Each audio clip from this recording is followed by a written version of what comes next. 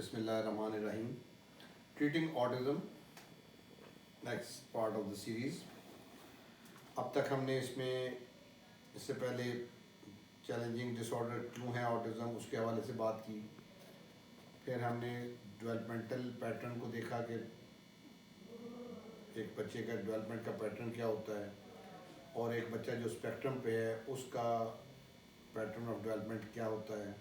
फिर हमने इसमें प्ले थेरेपी में किन चीज़ों को फोकस करना चाहिए या उसके डिले की जो रीज़न्स होती हैं, बच्चे की प्री लर्निंग स्किल्स जिसको हम कहते हैं वो क्या होती हैं, उसके बारे में बात की। और एट द सेम टाइम फिर हमने उसमें उसको प्ले स्किल्स सिखाने के लिए मेथड हमारा क्या होना चाहिए, और उसके दिन को हमें स्ट्रक्चर किस तरह करना चाहिए। This was the point where we ended last, कि उसके दिन में एक्टिविटीज़ आप उसके साथ ऐसी होनी चाहिए, उसको इस अंदाज से स्ट्रक्चर करना चाहिए कि उसको एक प्रोलॉन्ग पीरियड अपने ऑटिस्टिक फीचर्स की प्रैक्टिस करना मिले। ऑटिस्टिक फीचर्स हमने कहा था जो डेवलपमेंट में असरअंदाज हो रहे होते हैं, वो अटेंशन, इनअटेंशन है, अटेंशन डेफिशिएंसी। देन उसमें लैक ऑफ प्रोसेसिंग आ जाती है। फिर उसमें उसके जो रेपिटेटिव बिहेवियर्स हैं वो आ जाते हैं, उसके डिसरप्टिव बिहेवियर्स आ जाते हैं। ये वो चीज़ें हैं जो उसकी अफेक्ट कर रही होती हैं लर्निंग प्रोसेस को। अगर उसको दिन में ज़्यादा टाइम इसका मिलेगा इन चीज़ों को प्रैक्टिस करने का, वन वे और दी अदर, तो उस सूरत में उसके ये बिहेवियर्स मज़ीद स्ट्रॉन्ग होंगे। अब उसके दिन को हम किस तरह से स्ट्रक्चर करें जिसमें कि उसको ये पैटर्न्स प्रैक्टिस करने का मौके कम से कम मिले। उसका तरीक़ाकार अगर हम ये रखेंगे कि हम उसको दिन में 2 आवर्स प्ले करवाएंगे। अगर ये 2 आवर्स जो हम दिन में रखते हैं, 5 to 7 हम कहते हैं, जब उसको खेल में इन्वॉल्व करते हैं, 2 to 4 करते हैं, any part of the day, और बाकी दिन के अंदर हम उसके इन फीचर्स को चेक नहीं करते हैं, तो वो उन 2 आवर्स का इतना अच्छा इफेक्ट नहीं होता, फॉर ऑब्वियस रीजंस। जो काम वो ज़्यादा देर करता है वो उसको मास्टर करेगा, उसको स्ट्रॉन्ग करेगा। इसलिए ये बड़ा ज़रूरी है कि हम उसके लेवल को देखते हुए, स्पेक्ट्रम पे उसकी एज को देखते हुए, हम उसको शॉर्ट स्पैन्स में फोकस्ड वे में इन चीज़ों को एड्रेस करें। अटेंशन लें, इंस्ट्रक्शन पे प्रोसेस करवाएं, प्रोसेस कंप्लीट करवाएं इंस्ट्रक्शन का, और रैंडम करें, हाइपर एक्टिविटी को रोकें, सोर्सेज को कट ऑफ करना प्राइमरीली इम्पोर्टेंट है। उसके लिए हम अगर in every couple of hours 20-30 minutes रख लेते हैं उसके साथ इंटरेक्शन के, that will be more better approach than giving him free time for a prolong period. इस चीज़ को अंडरस्टैंड करना बहुत ज़रूरी है। अब 2 आवर्स में हम 20-30 मिनट्स रख लेते हैं, 1 आवर में हम 10-15 मिनट्स रख लेते हैं। बाकी का जो टाइम है उसमें चलते फिरते सराउंडिंग में जो भी काम हो रहा है उसके अंदर हम उसको इन्वॉल्व कर लेते हैं, उस इन्वायरमेंट में जो भी एक्टिविटी चल रही है उधर, उसमें भी हम एक 2 से 5 मिनट का एक प्रोसेस हम उसको करवा लेते हैं, अटेंशन लेने का, इंस्ट्रक्शन देने का, प्रोसेस करने का, उसके साथ इंटरेक्शन करने का, जिसमें कि उसको अपने एएसडी फीचर्स को स्ट्रॉन्ग करने की अपॉर्चुनिटी नहीं मिल रही है प्रोलॉन्ग्ड। बीच में कुछ मिलेगी भी स्टार्ट में, आप कह लें। तो जितना हम इसको इस अंदाज से उसके डे को स्ट्रक्चर करते हैं इन डिफरेंट इन्वायरमेंट्स, एक टेबल सेटिंग के अंदर भी, एक आम रूटीन में चलते फिरते भी, एक टीवी लाउंज के अंदर भी, एक आउटडोर में भी, मॉल में भी, स्कूल में भी, in everywhere once we focus these aspects to the best, उतना उसकी रिकवरी बेहतर होती है, उतना उसकी डेवलपमेंट स्ट्रीमलाइन होना शुरू हो जाती है, एक टिपिकल वे की तरफ आना शुरू हो जाती है। लेकिन अगर उसको हम सिर्फ महदूद कर दें एक स्पेसिफिक टाइम ऑफ थेरेपी के लिए, एक specific time of the day के अंदर, और बाकी टाइम में उसको हम इन चीज़ों को एड्रेस ना करें, सोर्सेज को कट ऑफ ना करें, एलिमिनेट ना करें सोर्सेज को, हाइपर एक्टिविटी के, रेपिटेटिवनेस के, इनअटेंशन के, इमेजिनेशंस के, तो उसमें फिर रिकवरी उतनी नहीं होती, उसमें पैटर्न्स चेंज होने में फिर बहुत लंबा टाइम लग जाता है और फुली शायद फिर भी वो चेंज नहीं होता पैटर्न उसका लर्निंग का। तो पिछले रॉन्ग पैटर्न ऑफ लर्निंग को जो उसने अपना लिया होता है, रेपिटेटिवनेस के अंदर उसको स्ट्रॉन्ग कर लिया होता है, उसको भुलाने के लिए, नया पैटर्न सिखाने के लिए, और जो मिसिंग पीरियड उसका होता है, मिसिंग स्किल्स उसकी होती हैं, बेसिक स्किल्स की मैं बात कर रहा हूँ, प्री लर्निंग स्किल्स की, उनको उस गैप को फिल इन होने के लिए उसके डे को एक स्ट्रक्चर्ड वे में इस तरह से प्लान करना जिसमें उसको प्रोलॉन्ग पीरियड ना मिलने पाए, is the best approach play therapy के हवाले से। बाकी उसमें जो सिवियरिटी के लिहाज से देखिए, डाइट का हमारे डेवलपमेंट पे बहुत डायरेक्ट इफेक्ट होता है। जिन बच्चों में सिवियरिटी ज़्यादा होती है, गट डिसइंफेक्शन होती है, उनके लिए उन चीज़ों को उसकी डाइट में से निकालना या स्पेसिफिक चीज़ों को डालना इज़ ऑलवेज हेल्पफुल। जो उसकी इनर हीलिंग है उस चीज़ की, गट की, उसके लिए मॉडरेट टू सीवियर कैटेगरी में ख़ास तौर पे ये चीज़ बहुत इंपॉर्टेंट होती है। माइल्ड केसेस के अंदर मैंने कहा, टू माय ऑब्जर्वेशन, इतना ज़्यादा इफेक्ट इसका नहीं होता है, लेकिन मॉडरेट टू सीवियर वाली कैटेगरी के अंदर डाइट को मॉनिटर करना और जिन चीज़ों से उसको एलर्जीज़ हैं, जिस चीज़ों से उसके गट डिसइंफेक्शन प्रॉब्लम करती है, जिसकी वजह से कि उसके प्रोसेसिंग और बिहेवियर्स ट्रिगर होते हैं, उन चीज़ों को उसकी डाइट में से निकालना और स्पेसिफिक चीज़ें जो रिकमेंडेड हैं वो देना इज़ इम्पॉर्टेंट। उसके लिए थॉरो नॉलेज चाहिए डाइटरी इंटरवेंशन के ऊपर, उसकी प्रॉपर टेस्टिंग और वो सारी चीज़ें पेरेंटल एंड पे होती हैं। नेचुरली वो पेरेंट्स को उसमें अपना रोल प्ले करना पड़ता है, और किस चीज़ की डेफिशिएंसीज हैं, किस चीज़ को की एक्सेस है उसकी बॉडी के अंदर जो उसके प्रॉब्लम्स को और सीवियर कर रही है, उन चीज़ों को देखना चाहिए with help of change in the diet. और along with that dietary intervention, ये प्रोसीजर फिर उसको उस डेवलपमेंट को सपोर्ट करता है। अगर हम उस तरफ ना करें और ख़ाली ये करें तो फिर शायद उतनी अच्छी जो है इनकरेजिंग रिजल्ट्स हमें सीवियर केसेस में नहीं मिल पाते। This is again a reality which one must focus on being parent. Basic teaching techniques क्या होती हैं जो कि हमें आनी चाहिए for teaching the child anything regarding play और रिगार्डिंग प्री स्किल्स और रिगार्डिंग सब्सिक्वेंट स्किल्स। वो बेसिक चीज़ें हमें जाननी ज़रूरी हैं being there with while interacting with the child. सबसे इम्पॉर्टेंट चीज़ तो ये है कि हम अपने आप को सबसे पहले इस पे ले आएँ कि अपने आप को मोटिवेट कर सकें इस चीज़ के लिए कि ये ऑटिज़म के जो फीचर्स मेरे बच्चे में हैं, ये एक बैड लर्निंग है जो ओवर द पीरियड उसने स्ट्रॉन्ग कर ली है, और इसको चेंज करना कोई ऐसा नामुमकिन काम नहीं है। इस चीज़ पे पहले सबसे हमें अपने आप को मोटिवेट करना, कन्विंस होना बहुत ज़रूरी है।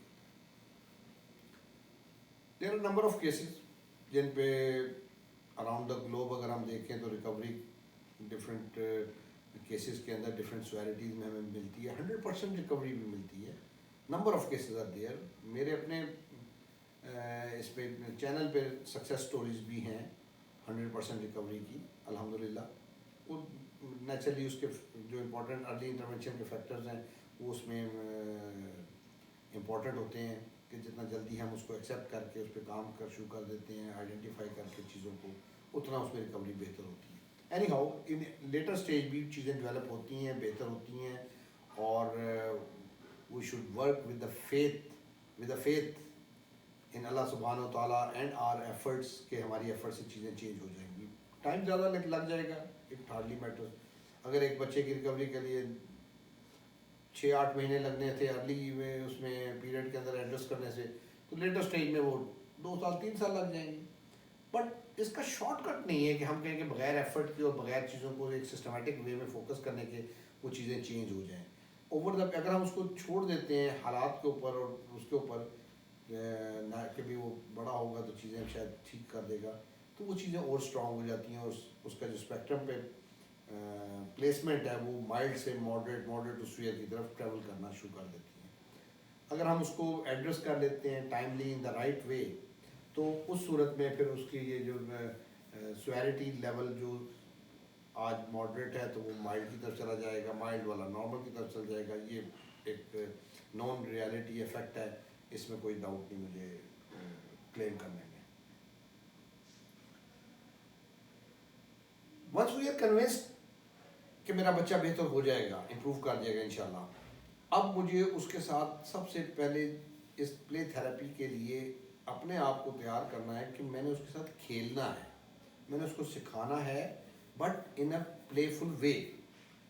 खेल के लिए बहुत इम्पोर्टेंट क्या है कि मुझे अपने आप को उसके लेवल पे लेके जाना है जहाँ पे कि वो मेरे साथ खेलना पसंद करे।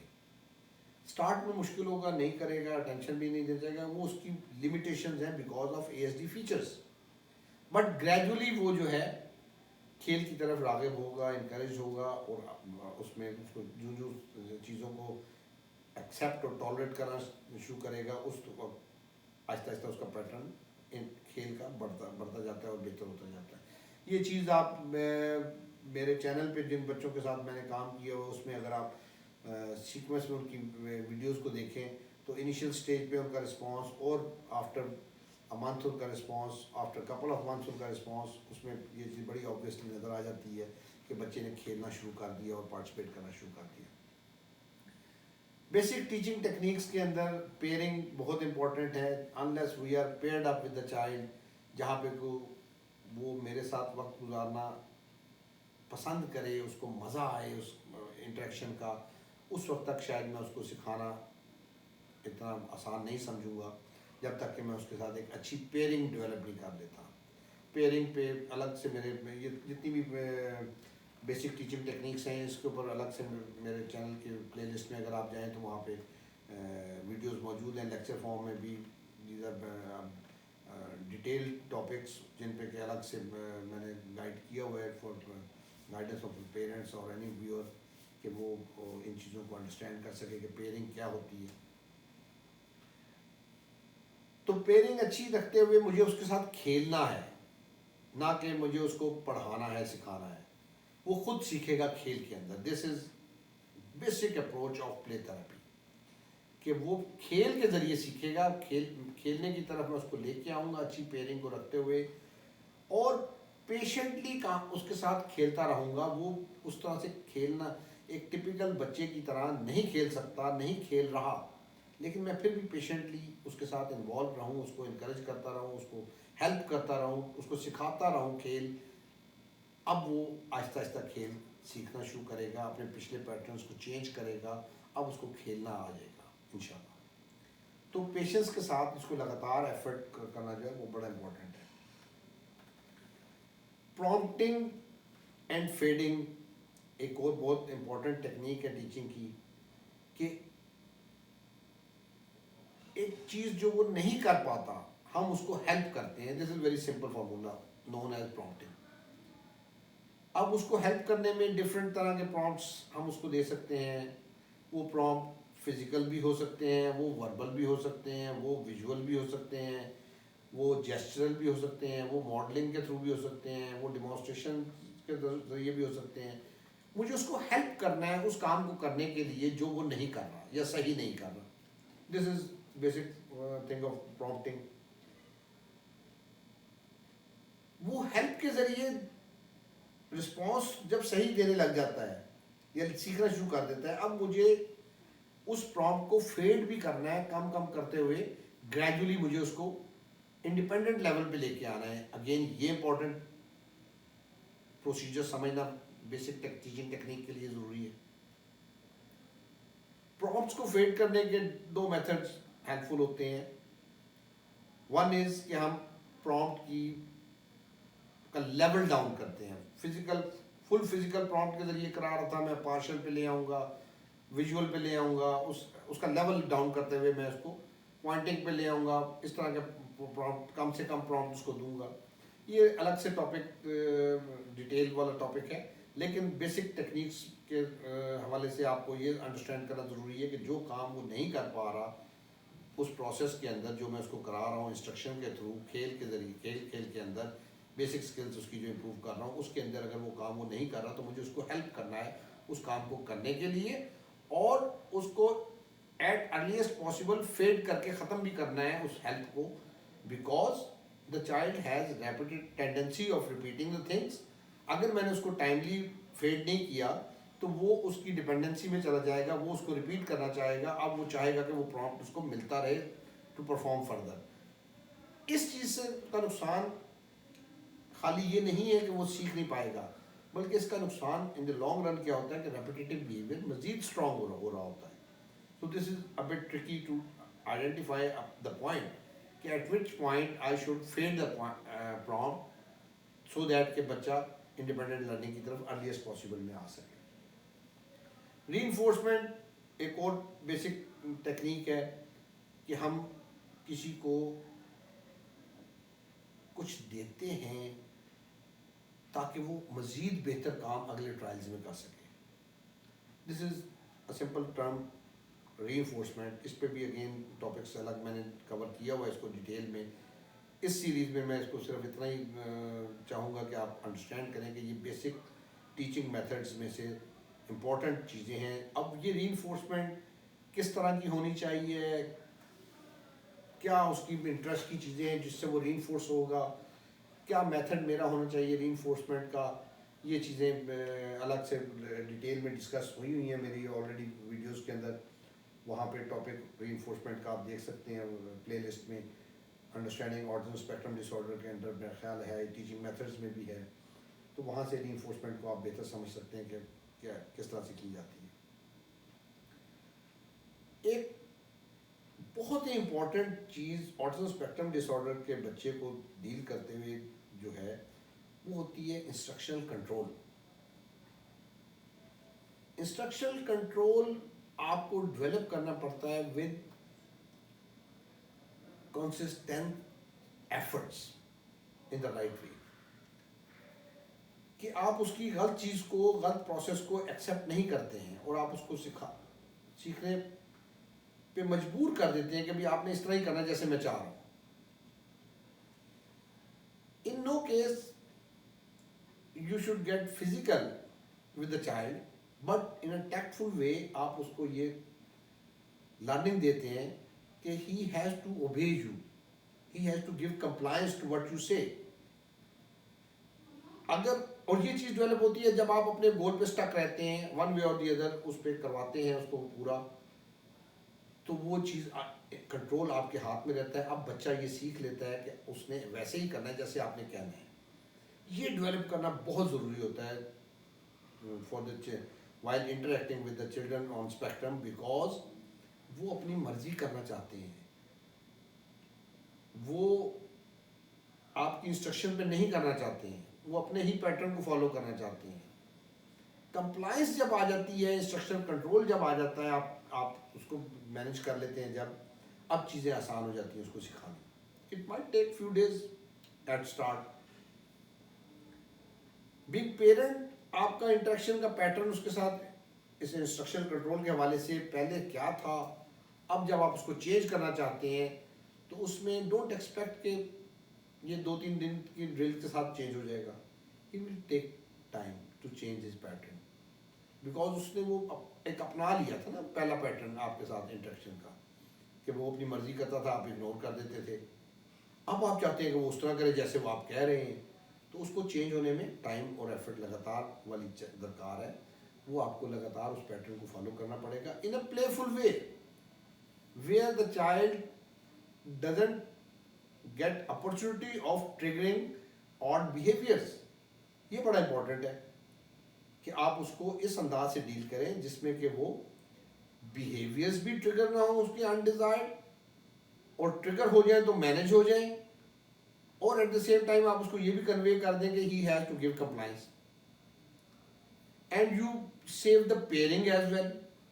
तो ये बेसिक टीचिंग टेक्निक्स, कोई एक चीज़ जैसे हम इंडिविजुअल नहीं लेके चल सकते, हमें इंटरेक्शन के दौरान इन तमाम एस्पेक्ट्स को साइमल्टेनियसली साथ ध्यान में रखना पड़ता है, जिसमें कि पेयरिंग ब्रेक ना हो मेरी, बैड पेयरिंग की तरफ न जाए, जिसमें कि कंप्लाइंस भी कंप्रोमाइज़ ना हो, इंस्ट्रक्शन कंट्रोल कंप्रोमाइज़ ना हो, जिसमें कि मैं प्रॉम्प्टिंग और फेडिंग भी कर रहा हूँ, जिसमें रेपिटेटिवनेस भी उसकी ब्रेक हो रही हो, इंडिपेंडेंस की तरफ वो जा रहा हो, जिसमें कि मैं उसको रीइंफोर्स भी कर रहा हूँ।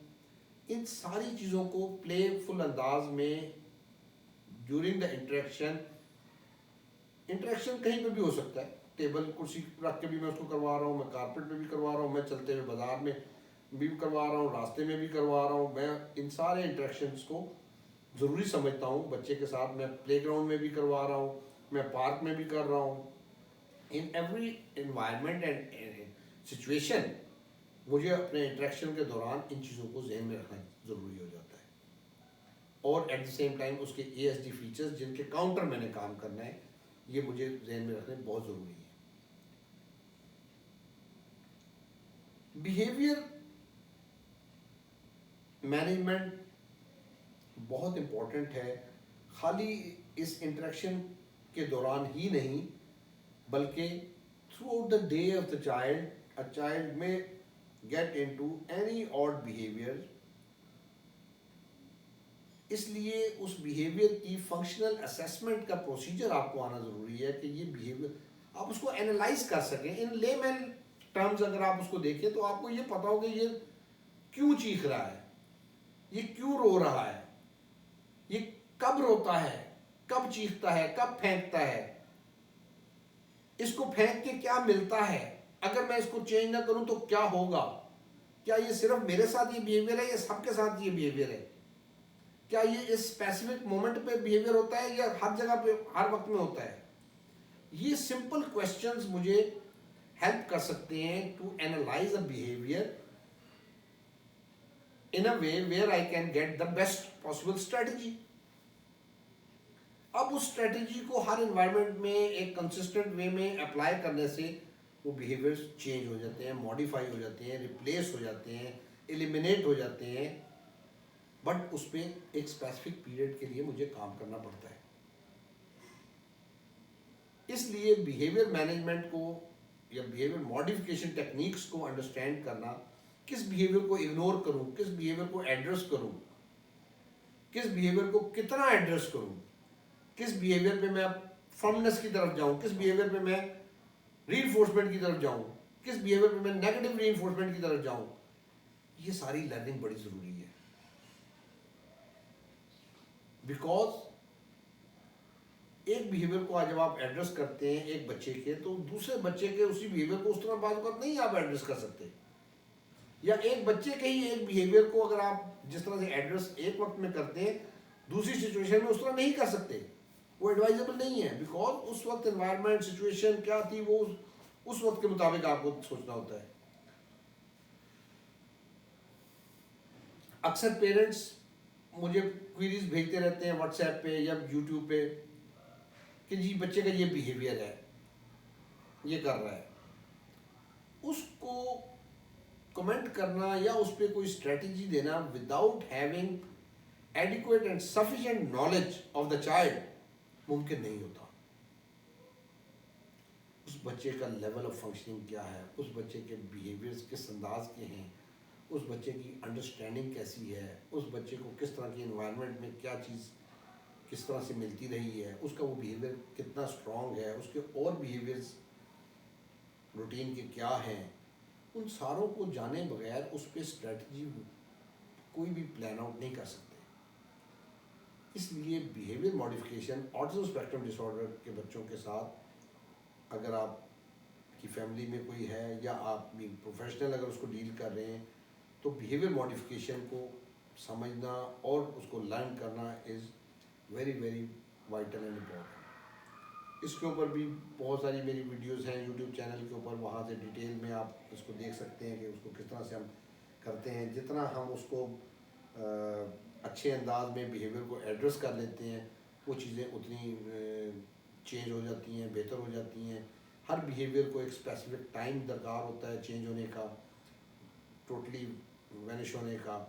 वो उतने पीरियड तक उस पर वो ड्रिल्स करनी ज़रूरी होती हैं। In all environments maximum times उनको एड्रेस करना ज़रूरी होता है। और अगर हम उन बिहेवियर्स को टैक्टफुली या सही अंदाज में या सही मेथड के थ्रू ना कर पाएँ या ना करें, तो वो बिहेवियर स्ट्रॉन्ग होके अलार्मिंग और चैलेंजिंग बन जाते हैं। जो बच्चे रेपिटेटिव होते हैं, जिनके पैटर्न ऑफ लर्निंग में हमें रेपिटेटिवनेस नज़र आए, उनके बिहेवियर्स को अर्लीस्ट पॉसिबल टाइम के ऊपर एड्रेस करना in a right way and strategy is very important.